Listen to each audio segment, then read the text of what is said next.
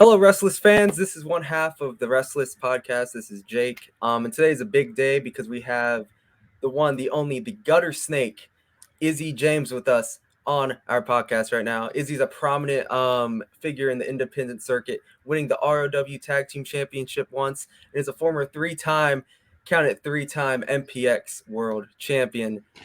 How are you doing, Izzy? Man, I'm good. I'm about to head to Austin for the night, see some family, and then tomorrow I have a show in Dallas, Texas at SOAR for Sir Mo. He runs that promotion. Oh, hell yeah, man. Yeah, we had to put our interview back, but that's great because at 5 I was a bit busy as well, so All it right, no worked worries. out. Yeah. So I want to talk about, I guess, the beginning of your career. I've heard that you're a 13-year veteran of the professional wrestling business, and when was, like, I guess, the exact moment that you decide that you want to be committed to professional wrestling? Because a lot of people want to be professional wrestlers, but it really takes time and dedication, especially for 13 years. So when was the exact moment you're like, I think I want to do this for like a good chunk of my life? Honestly, I want to say it was right from the jump. So before I was in wrestling, I was in the music industry. I was a screamer for a metal band, and we were kind of successful. We had just released an album, and we were on the eyes of Metal Blade Records, which was a company that was based out of, I think, California, that was interested in us. And I, at the time, had started my wrestling training at MPX back when MPX was just in a backyard. And so I started from very humble beginnings. But I'm one of those types of people that I don't do something half-ass. I kind of do, like, if I'm gonna do it, I'm gonna do it 100%. If I'm gonna be a pro wrestler, I'm not just gonna do it on the weekends every now and then. I'm gonna, have fun with it. I have fun with it. Don't get me wrong. It's the best job in the world, but I want to say, like, right from the jump, I was like, I'm serious about this. Yeah, for sure. And you mentioned MPX, and is there anything you learned in those early years of MPX and kind of that kind of just stick out to you to this day that you still kind of listen to and that maybe you repeat to like rookies of the business? Um, I would say, like, I use a lot. Like, I train now. I'm one of the trainers for Reality of Wrestling. I train the new kids that come up and they're learning their basics. They're learning them from me. So I a lot of the drills that I used in those classes or that I learned in those MPX classes, I still use today, whether that's cardio drills, agility drills, corner drills, just different, whatever, bumps and this and that. I use a lot of what I learned back then now.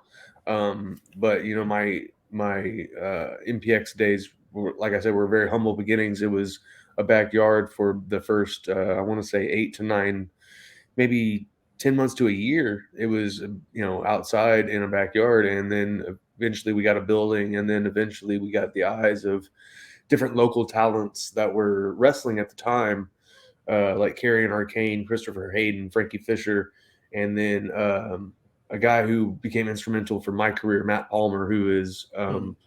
he was the centerfold at that time. He now works as the Pro Wrestling Monster Hunter out of Dallas, Texas. He became instrumental in my education in pro wrestling because he kind of like took me under his wing, and I learned a lot from Matt Palmer as far as just different aspects that I hadn't,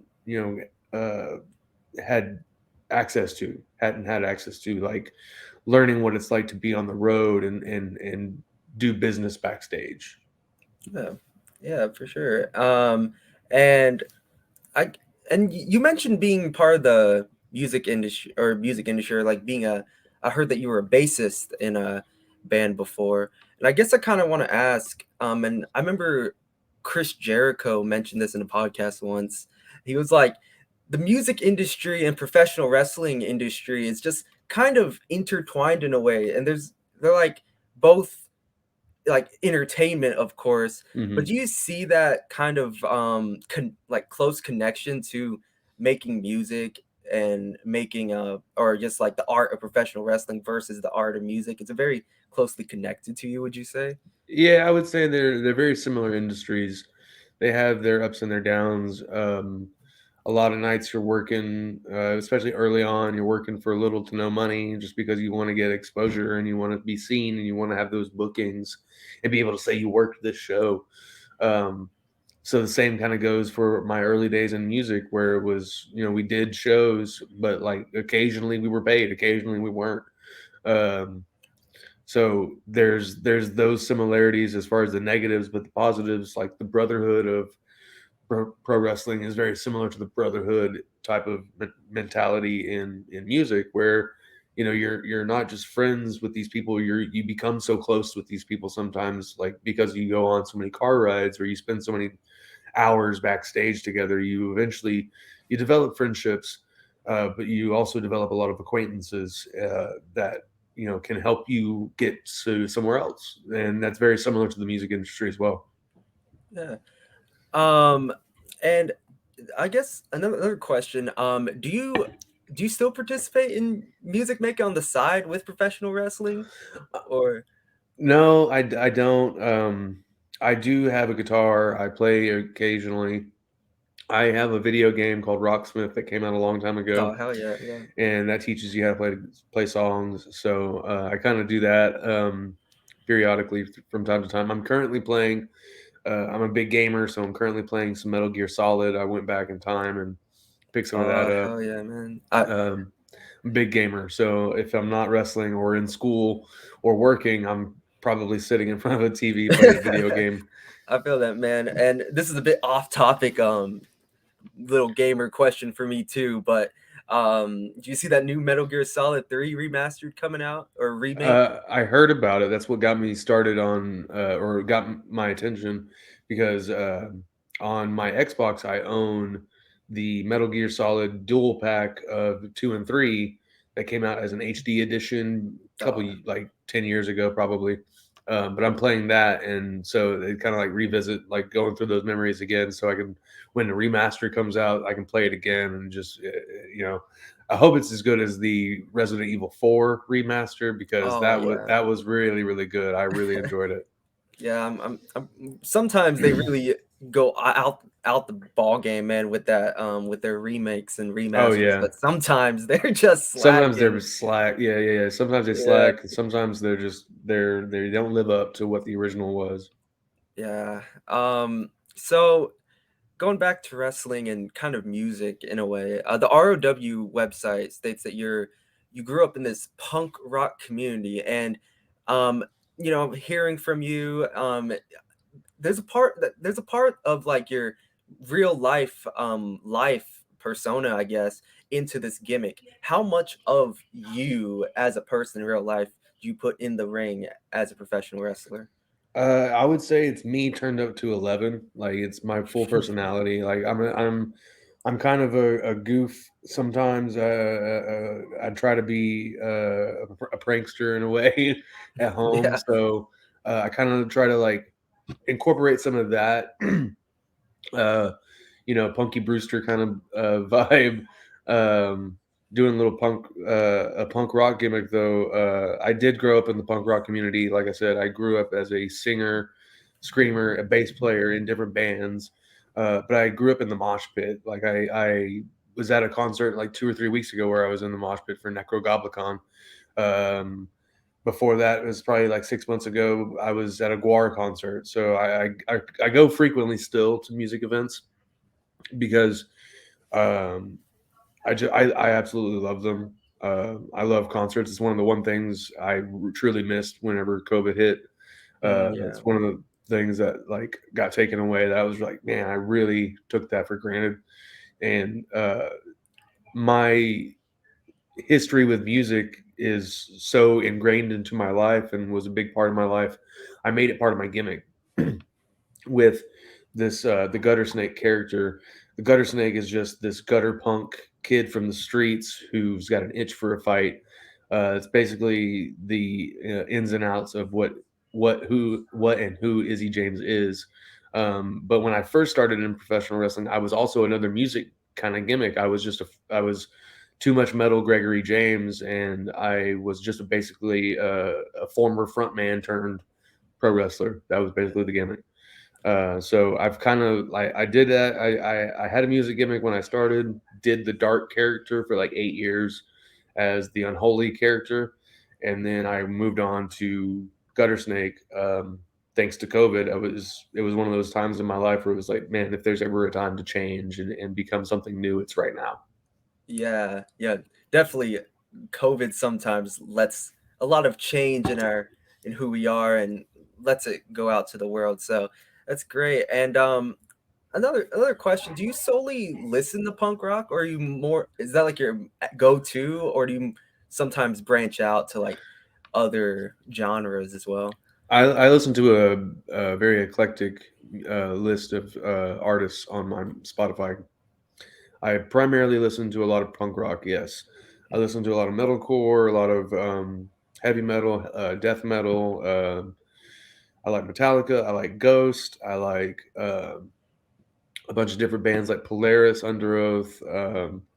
Thursday is one of those like post-hardcore bands that I liked when I was a kid that I still listen to today. But I also listen to like some hip hop, or like I like some old school funk, or some uh, like I guess it's retro wave. Oh yeah, I like some of that.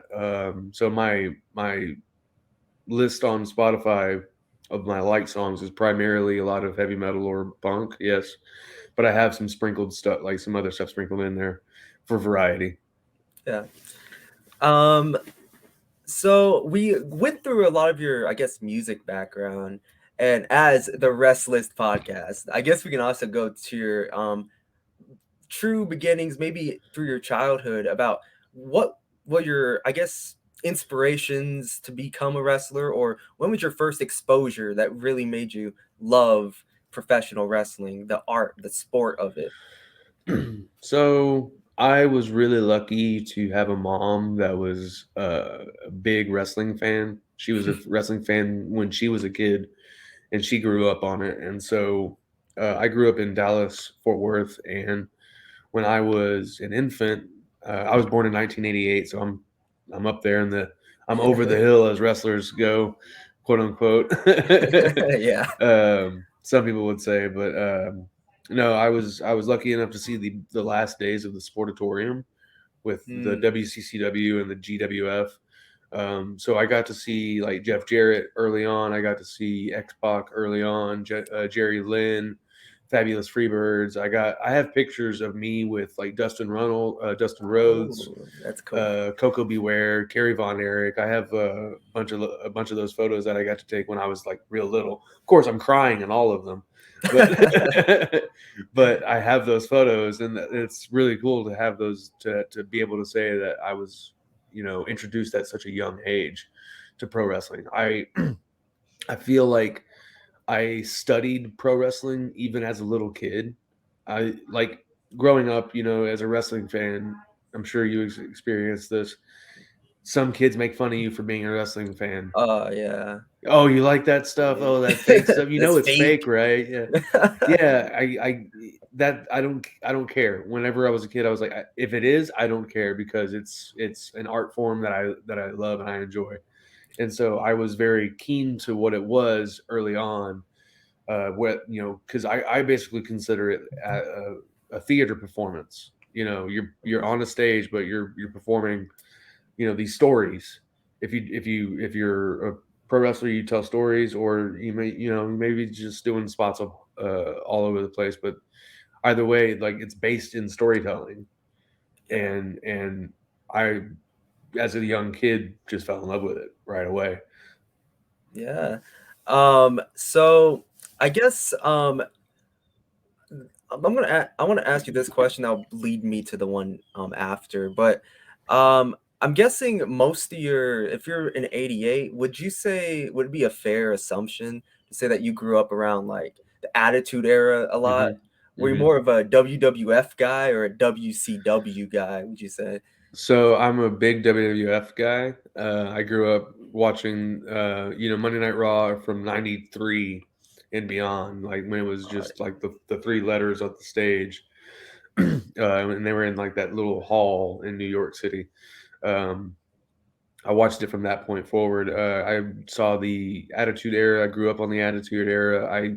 I did, as a kid because we had cable, I would flip flop between the channels. So like I know WCW would come on an hour earlier than WWF would come on Mhm. because it would start at two different times. And so I'd watch the first hour of WCW, which was usually like the cruiserweights, and I got to see like Jericho and the Oh. Luchadors. And then I would switch over to WWF at 8 o'clock when it was time for Monday Night Raw. And then on commercials, I would try to flip back and forth. But I was heavily into the WWF.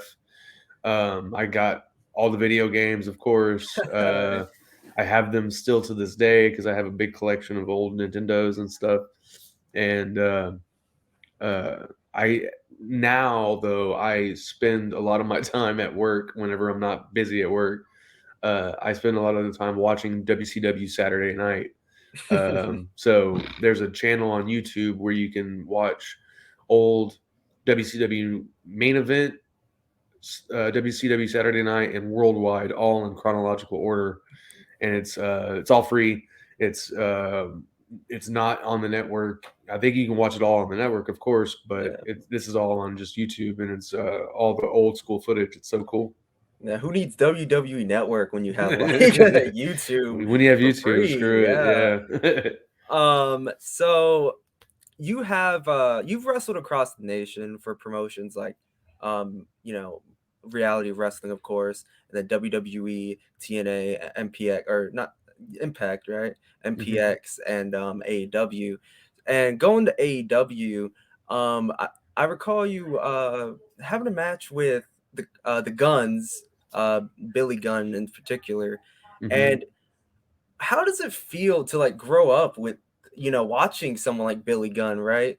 On WWF television, New Age Outlaws, D Generation X, and like just going toe to toe with him because it is strictly business. But I bet you deep down inside, you're like a little bit of your inner child is like coming out because you watched this guy when you were 10 years old, about. Yeah, yeah, absolutely. I mean, Billy Gunn's one of those characters. He was like my favorite character out of the DX group. Like I'm a big X Pac fan as well, but Mhm. like Billy Gunn, I always liked his look as far as like his biker shorts, his boots were always these nice white boots, and I liked his attitude. I liked his charisma.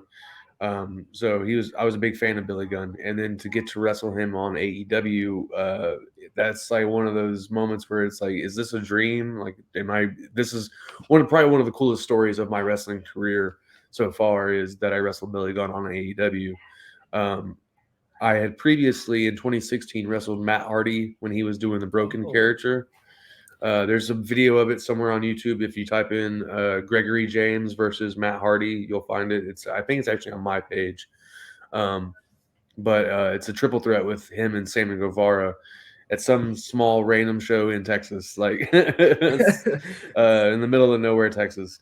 And so I've had previous experience working like bigger names, and it's one of those situations where you go in with all this preparation. You go in with all this hype built up, like nervousness almost, and you get those butterflies because it is a peer, and it is one of those people that it's not just a peer, but it is somebody that you watched growing up and you idolized and dreamt about this moment. So it's one of those situations of, damn, am I'm living a dream right now because I get to wrestle somebody that I never thought I'd get to wrestle, and it's freaking Matt Hardy, or it's in this case Billy Gunn.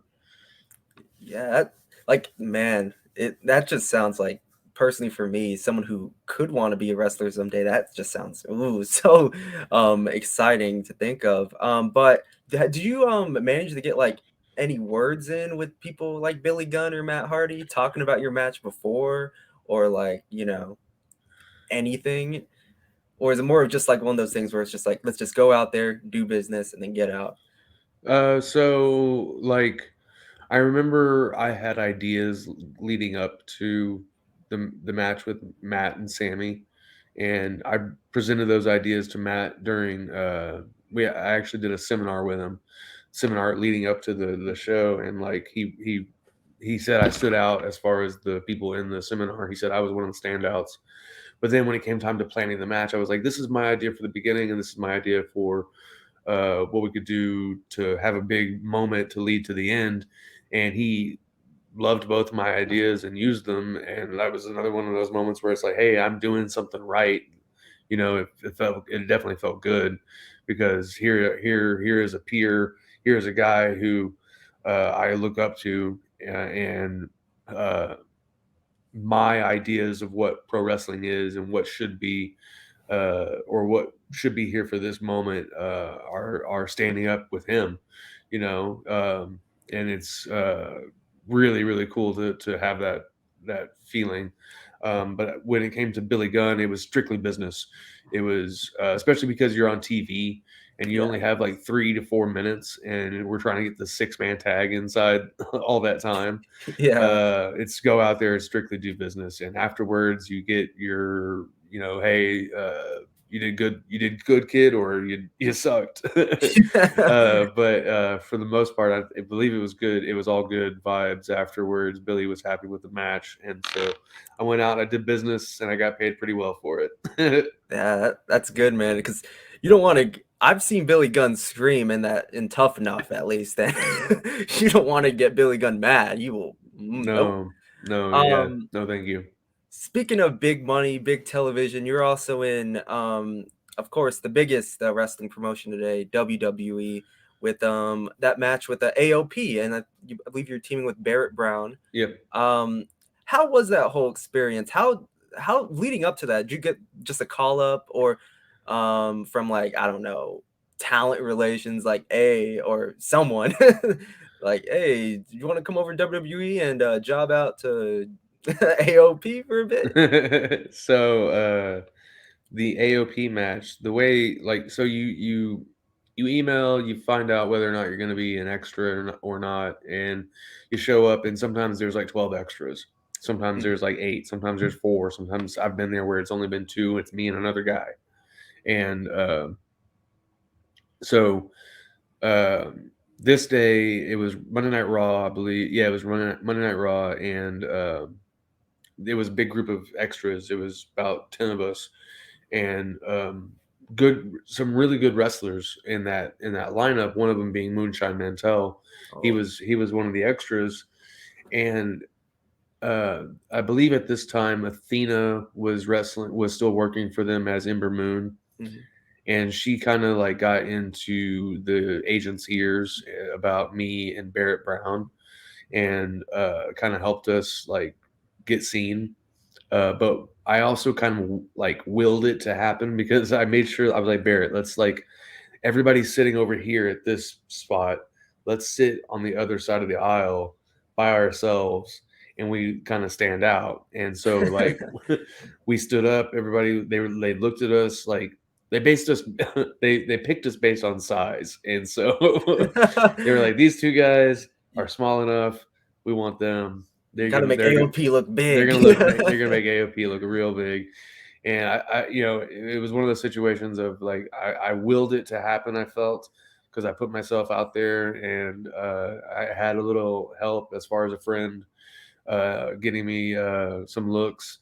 Um, so that was a big plus. Um, but I felt bad a little bit for my friend like Moonshine Man. So I was like, oh man, sorry, I took your opportunity, but you're too big anyways. So, oh. Well, Yeah. sorry, man. And I can only like imagine like I know it's only like a 1 minute match or so, but it's also one of those things where it's on live TV in front of the biggest, wrestling company in the world. So was there any, probably not, but was there any like interactions with someone like Vince McMahon or Triple H or any of the producers like talking about them or talking with them about what the match was going to be, even though it was only a minute long?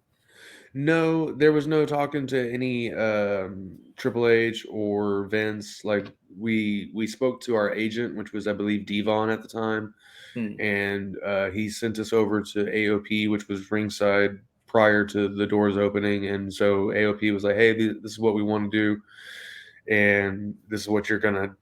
This is basically what you're gonna do for us." And so I was like, "Okay, whatever. I guess do business." And I'll happily, fall on my back for you. Um, but then afterwards, after the match was over, I did have a moment with Triple H where there was some special needs kids that Hmm. were on stage or something like right after our match. It was something like that.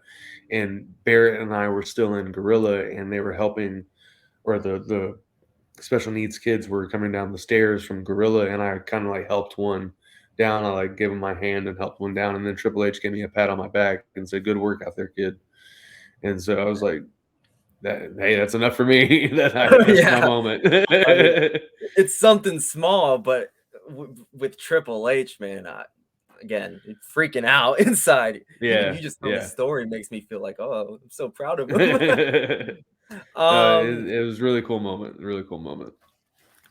are AOP nice guys? I know they're really Yeah, they were really mean looking. chill. They were really chill. I forget their names. I think one of those names was Oscar. But they were really chill. Yeah, that's good.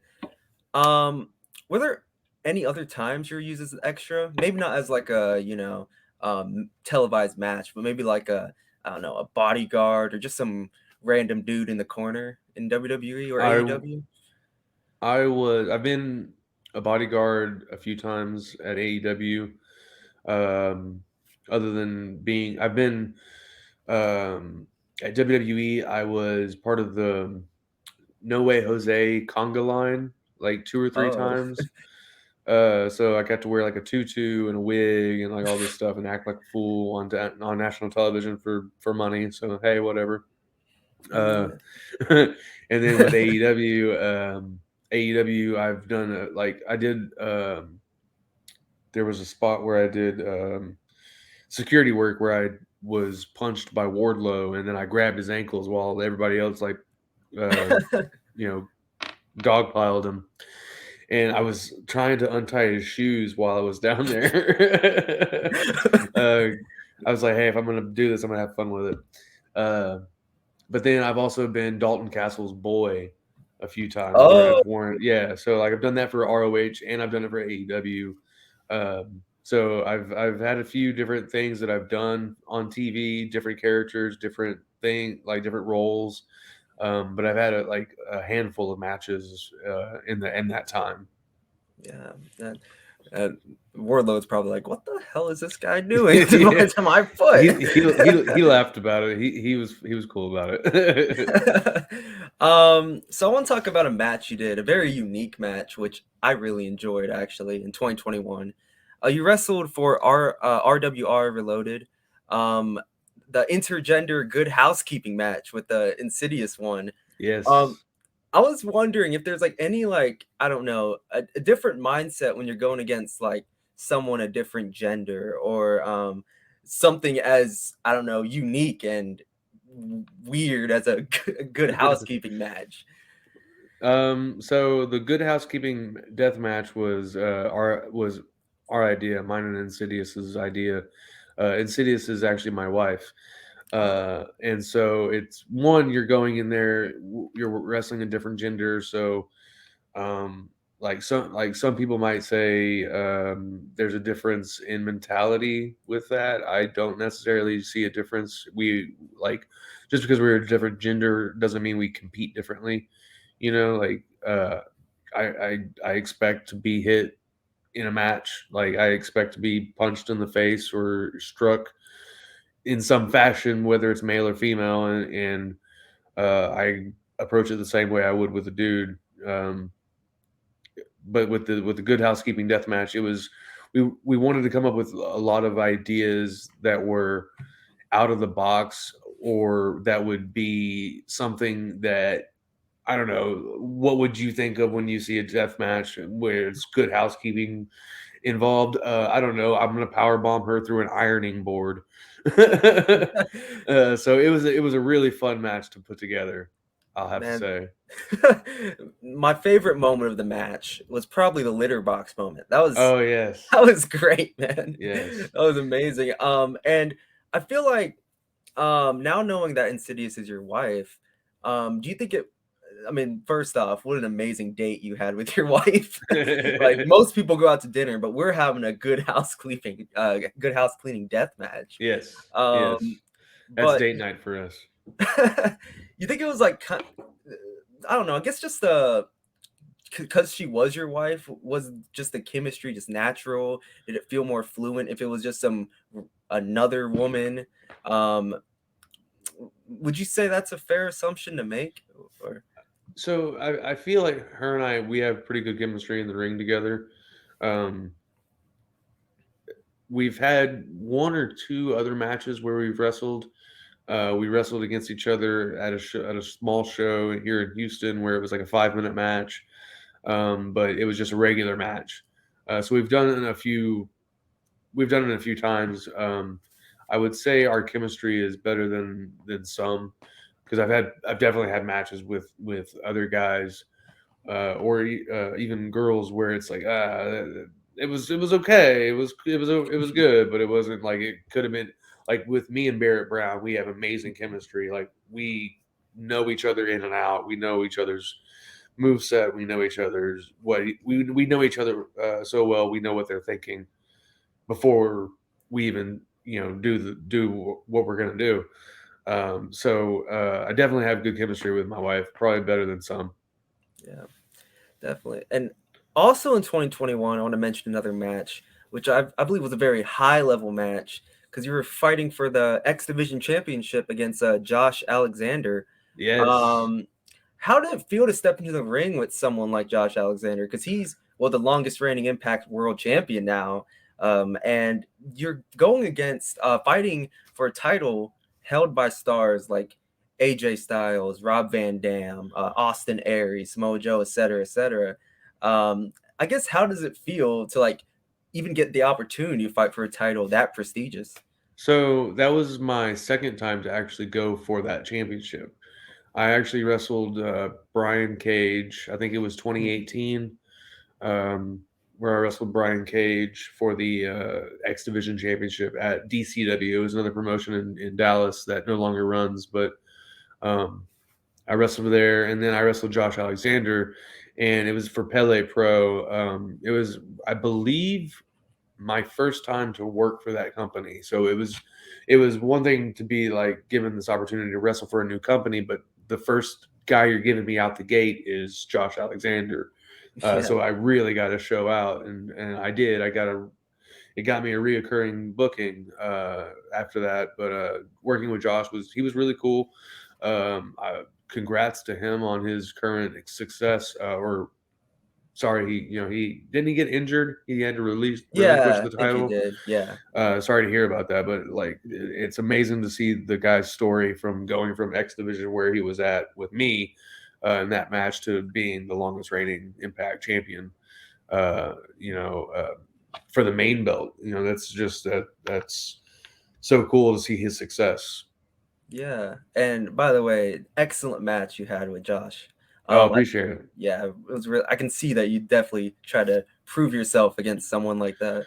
Yeah, I Um, wanted to go to the distance, and I feel like we could have done more, but like mhm, you're given your time, you're given your like you got 12 to 15 minutes to tell your story. So like we have our time restraints, and we want to like tell a good story. We want to tell a story that people are going to want to see again. yeah.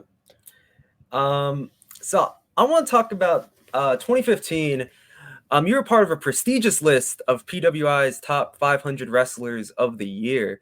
I guess what I want to ask is, how does it feel to have that honor to be like top 500 wrestlers in the world for at least a year? Because I mean, just being on that list, even if you're like number 500, just sounds like a clever feat. Does it like change your mindset? Does it want to make you do better? or just what are your thoughts on just being on that list? It's certainly one of those things that like it happened, and I was very proud of it when it happened. I boasted about it at work because I used to be a truck driver for this junkyard company, and like the guys that I worked with were all intrigued by what I did or what I do on the side.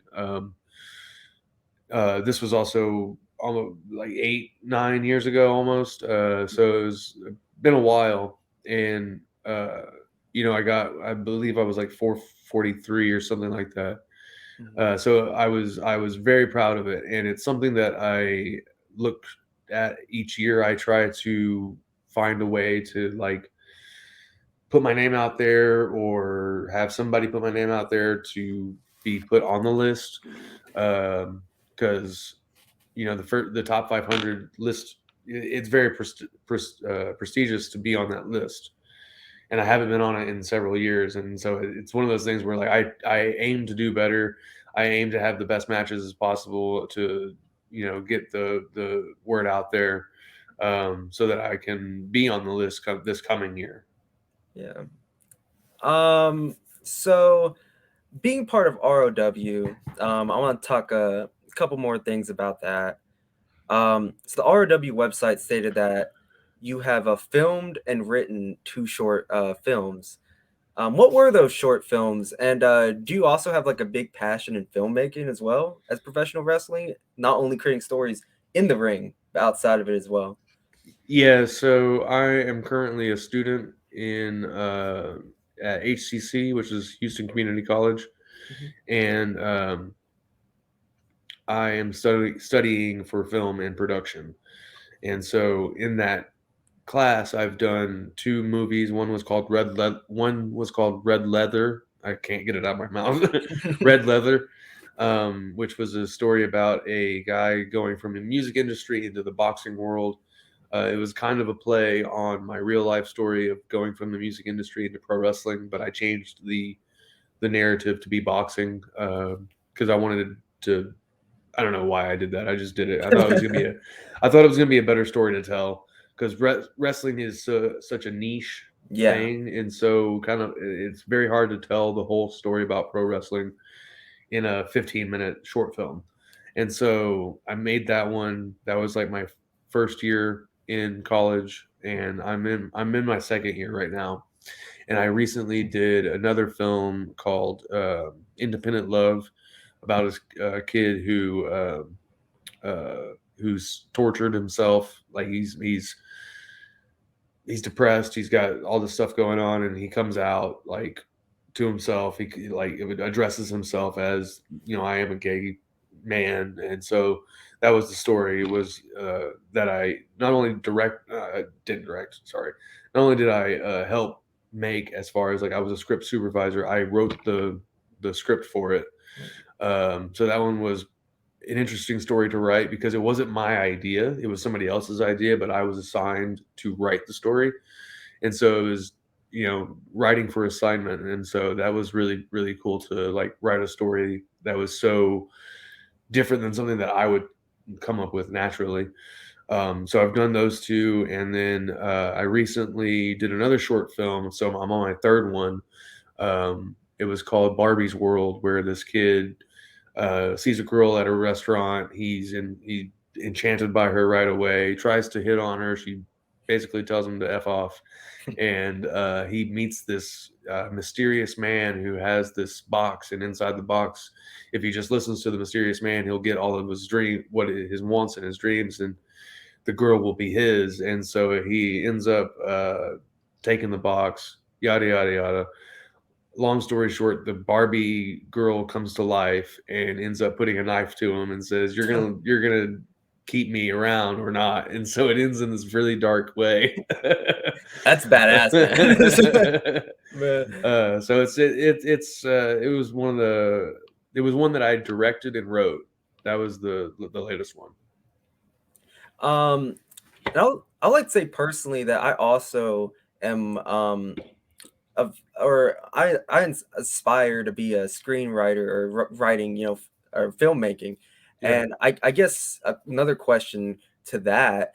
is what would you, I guess, say is your experience with screenwriting? How is it? Like it's obviously way different than writing like a short story or because there's I feel like there's so many layers and elements to it. Like do you feel like it's an I won't say easy task, but do you feel like it's I don't know, an easy is it easy task? It depends on, I guess, who you are as a person. Are you creative? Can you tell a story? Um, and I really enjoy screenwriting. I actually applied to WWE because they're hiring for writers and writer assistants, and you have to have some history with screenwriting to apply for that. And so I did. Hopefully, we'll get it. Fingers crossed. Um, but being doing the screenwriting, I did 2 semesters where I did screenwriting classes, one for short stories, one for features, which is for movies. And so I wrote a script that's not finished yet. I got about 35 pages in. Um, I'm trying to make it a full length 90 minute thing. But if you're looking to like go into it, I'd say find a reputable school with a good program because I found a good school, even though it's a community college. The program for the film department is really, really good. Whereas what I've heard at uh, University of Houston, the major university, is their film program isn't as robust. It doesn't have as many items you can rent because where I go to school, like you can rent all these different cameras for free as long as you're a student and you go through the orientation and you do all this stuff. But you can rent and film all your short films. You can do all your lighting. You can do all sorts of stuff. And so I would say the main thing is finding a good school with a good program. For sure. And last question when it comes to film, is there kind of relating to our one of our first questions about is art of music similar to the art of wrestling? You see any connections to like story making in a film and story making in the ring? Yeah, I mean, when it comes to like telling a story, you have like your 3 act play, and I think a wrestling match kind of works the same way. You have your opening, you have your middle piece, and you have your ending. And usually, your ending comes with a crescendo, like a big fight sequence, right? Hmm. Your movie usually has a big fight sequence. That's the crescendo of the hero's journey, as they say, and then you come down towards the end, and then usually ends at the climax of the film. So I see a lot of act structure in pro wrestling. So like even when I plan matches, I think of the 3 act structure in how I'm going to plan what I want to do. So I do see a similarity there. Yeah.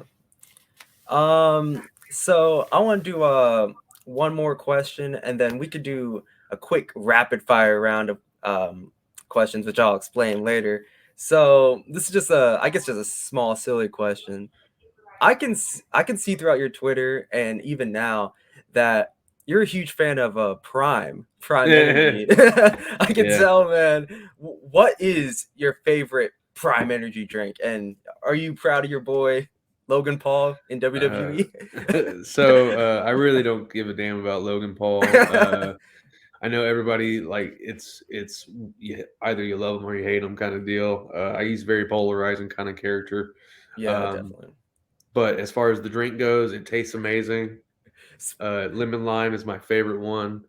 I recently had the lemonade, which isn't out as an energy drink yet. It's only out as like the Gatorade version, Yeah. and it's really good. I had it like 2 days ago. But this one, the lemon lime prime energy drink, I have it every day. I'm working on a grassroots campaign to get Prime to sponsor me. So that's why my Twitter and my Instagram is flooded with Prime.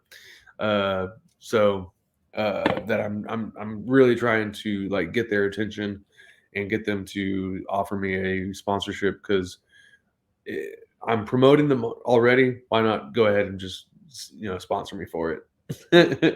Yeah, Gutter Snake Izzy James, sponsored by Prime. That's right. That's Um, right. must have been so surreal for you to see a big ass Prime at WrestleMania with KSI in it. Yeah, that was. Like that looks delicious. I need to buy one of those right now. I could drink the Um, whole thing. so this last segment I want to do is just a little speed run. I want you to give me, I guess, one word or a phrase. I'm gonna name out a wrestler that you have either worked with, wrestled against, etc. And I guess just name just a word to describe him or a phrase.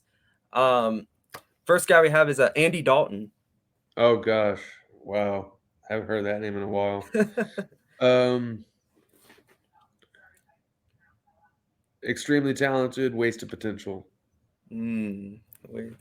Rodney Mack. Rodney Mack, giving, very very Uh, giving. Barrett Brown. Workhorse, Cheeseburger. also a workhorse. Um, Big Cass or Big Bill. Man, professional. Uh, Donovan Dijak. Um, it's been a while since I've been around him because I teamed with him back in 2017. Yeah, I saw Uh, that and I was pretty. I was like, oh damn. yeah, yeah, it's another one of those cool things I've gotten to do over the years. Gosh, what would I classify him? Uh, he is underrated. Underrated. Yeah, Yes. definitely. Felt bad for him with that whole retribution storyline. Yeah, Yeah, oh I feel man. like he's been given a bad hand a few times. He's going back up in NXT though, which really I cool. currently like what they're having him do with Ilya. Yeah, yeah. Yeah, I really like that story. Tommy Dreamer. Uh, Tommy Dreamer, I would say, giving. He's also a very giving person. I got to wrestle him in Louisiana, and I remember after the match, he was like, "Man, you're really good. Like, let's get your information." So that was a really cool moment for me. Damn, did you ever get to work with him since? Or No, I never got to work with him since, but oh man. we've lost connection over the years. Yeah. Sean Hendricks. Underrated, definitely underrated. Fuego del Sol. Um, he's very intelligent, ring IQ. JP Harlow. Also very high ring IQ. And last person we have here, Ricky Starks. Oh man,